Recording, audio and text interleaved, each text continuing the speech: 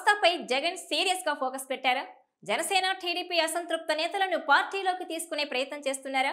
Operation కోస్తా పేరుతో జగన్ చేస్తున్న హడావుడి వైసీపీకి ప్లస్ అవుతుందా? Watch this south first special story.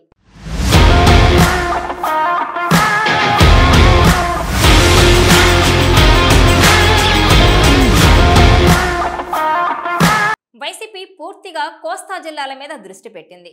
కోస్తా జిల్లాలు అంటే ఉమ్మడి గుంటూరు, కృష్ణా, ఉభయ గోదావరి, ఉత్తరాంధ్ర జిల్లాలు అన్నమాట.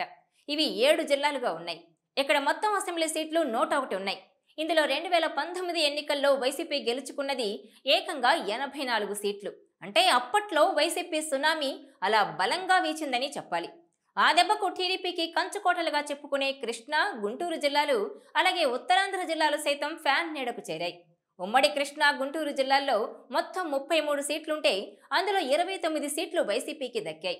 ఉభయ గోదావరి జిల్లాల్లో 34 సీట్లుంటే 27 సీట్లు, అలాగే ఉత్తరాంధ్రలో 34 సీట్లుంటే 28 సీట్లు వైసీపీ గెలుచుకొని బలంగా సత్తా చాటింది.